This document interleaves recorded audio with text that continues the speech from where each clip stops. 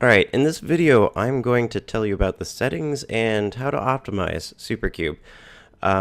So first off, in the Tools menu, one really important item to know about is the cheat sheet. Okay, the cheat sheet goes through and lists all the shortcuts that are available and how to use SuperCube, as well as a couple of important links. So if you're ever lost or whatever, just quick check there, and you should have most of the information that you need. Another good place to look for some stuff is if you go over to Edit Preferences. In Edit Preferences, there's a section specifically for SuperCube, and this allows you to do a couple of different things with the interface. So first of all, I'm going to mention snapping. So by default, when you're dragging stuff around, it snaps to your snap settings, your Unity snap settings. Now this is without holding control down or anything. And as a level design tool, I feel this is appropriate to do because snapping is just so important to the level design process. If you hold down control, that does turn off the snapping, so it's essentially inverse of what Unity does by default. Now, if you prefer to have the regular Unity default where it only snaps when you hold down control, just for consistent behavior, there is in the preferences this little checkbox here, snap as default movement. So if you uncheck it, then you'll get the traditional Unity behavior where it doesn't snap unless you hold down control. So that's there if you want it. I don't recommend it. Snapping is important, but that's up to you. The other one is, if you notice, we've only got these corner handles on the X and Z axes, which is great. In most cases, that's probably the ones that you're interested in. However, there are also opportunities for these other ones. So like if you want, let's see, Y and Z, no, yeah, Y and Z axes. So I can move these on the Y and Z axes. So if your map is more friendly towards that sort of orientation, then you may wish to have those instead. And so you can turn them on or off, just leave those ones on instead.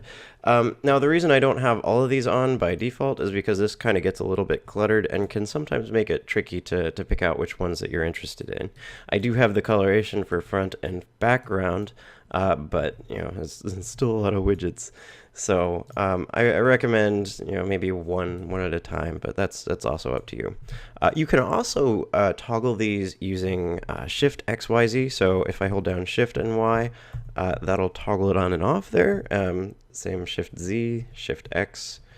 So you can turn those on and off at will, which is really great if you want to switch between those as you're going and keep things less cluttered. So those are the major settings that I wanted to mention. Now I want to talk to you about some of the optimization stuff. So as I mentioned before, each of these boxes is a unique mesh, so each one counts as an additional draw call, and that can be bad.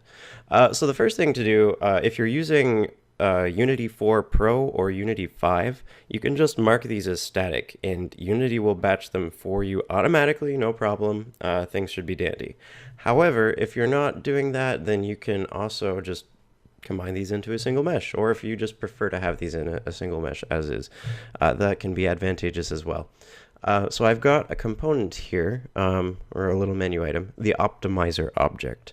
If you add it into your scene, it has a couple of options here. You can say only combine child objects. You can say only include static objects. Now this is not as useful for Pro or for Unity 5. You can say only work on super objects, so SuperCube, superplanes. This will combine meshes that are not supercubes or superplanes, just in case, that can be handy. And then, if you want to see how long it takes to combine all those meshes together, there is a little bit of overhead, but it's usually not bad, like 200-300 milliseconds or something. Maybe a little less for a scene this size. This is not a terribly large scene. Not a lot of verts in here. But if you run this, you'll see. So if I take the object and take a look at this, you can see here under our optimizer object, it has created a new object and it's got a single mesh on it, and it's condensed all of these materials down into a single consolidated mesh. Now, this will work for any size mesh whatsoever. Like, it's not capped at 65K or anything. It keeps on going. It'll work with as many materials as you throw at it, no problem, and it'll also work well with light maps. So if you've got light maps in your scene, it'll pick them apart. This light map, that map, that the other light map, and so it's a really flexible batching piece of code, and it should work for all of your needs. So it's pretty fantastic. It'll batch this all into one. It'll reduce all the extra draw calls. Now the downside to doing this is that it doesn't do any culling. But usually you will see better batching than or fewer draw calls than you'll see with Unity's system, just due to the way that it works. So that's really nice. A couple of other things that you can do with this optimizer object, which is kind of nice. With the only combined children, this will say like I'm only going to look within my children to see what I'm going to combine, and that can reduce where it's looking for stuff. It avoids collecting additional stuff that you don't want to get captured by this batching system.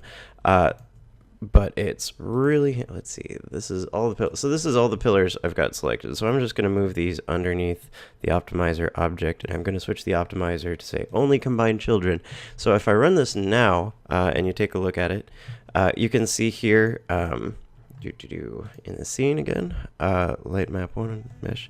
So this is specifically just the pillars. It only went through the children. It only combined those. Everything else is just their own draw calls. So this allows you to say like I only want this room to be batched, and then you can still get the advantages of culling, so that gets culled away.